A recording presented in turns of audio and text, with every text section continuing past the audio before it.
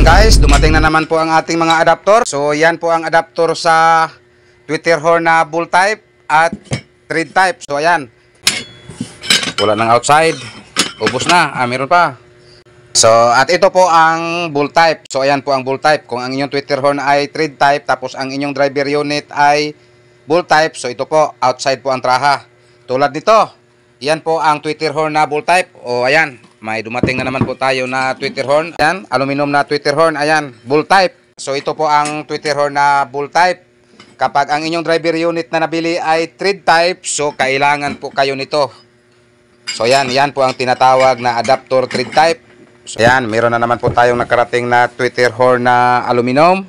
Bukod pa nito, meron pa tayong tweeter horn na 11x410. Ayan, dual po ang unit. Pwede din ninyo lagyan ng trompa sa kabila. At dito naman sa kabila, pwede lagyan ninyo ng driver unit sa tweeter. Ingon sa Camino karon, tingkalan ko. So what's up mga brad, sa hindi ko pa ipagpatuloy itong sound test nito ay isa-shoutout ko muna itong nag-order nitong speaker box na to, dalawang D6 na mid-high full range. Maraming salamat sir, Mr. Customer na Tagalawaan 3. MCB Cebu Box Maker, MCB Cebu the best.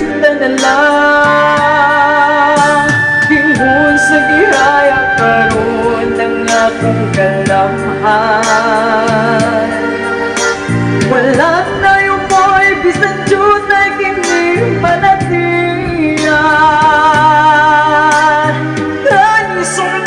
So what's up mga brad, ito po pala ang speaker box na ipinadala namin sa Manila. So shout out po pala sa nag-order nito, Mr. Ricoy Timtim Matilo sa Manila. So ayan, maraming salamat sir sa pagtiwala mo dito sa amin.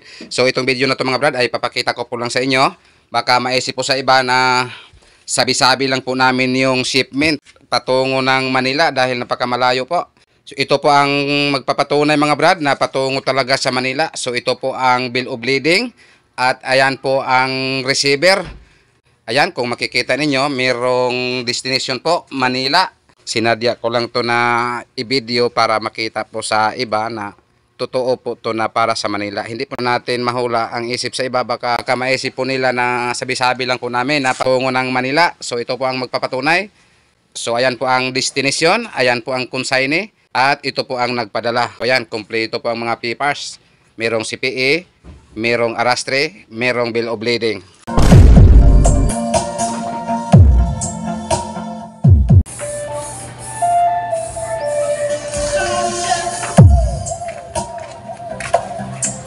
So what's up mga brad, so ayan, tapos na po sa pag-sit up at hindi ko pa ipagpatuloy ang sound test ito, ipapakita ko po muna sa inyo kung ano pong klaseng box na to. So yan, ito po ang gusto ni Mr. Customer, gusto po niya palagyan ng plunger at ito po ang speaker na ikakabit namin itong speaker box na to. So ayan, Tusundra brand, 3,000 watts, ayan, napakalaking watts po, 3,000. So yan, MCB box po to, pinalagyan lang po ni Mr. Customer ng screen sa harap para hindi po halata na MCB. So ngayon, ipagpatuloy na po natin itong sound test nito.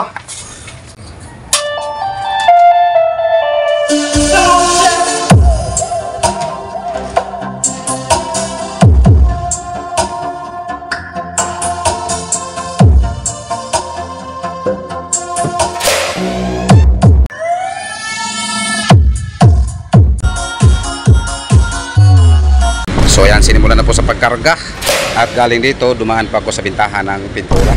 At ito po ang karga namin mga brad sa aming pag-uwi. So ayan, ito 12 lang po ito na pirasong marine plywood, 3 karton ng mga pintura. At ayan, nagbili po kami ng trapal dahil maulan po. At itong speaker box na ibalik ko sa aming shop dahil wala pong biyahe ngayon patungo ng Manila. Bukas ng umaga ibalik po ito namin. Ayan po sana ang para sa Manila, dalawang D12 mid-high bullet. MCB Cebu Box Maker.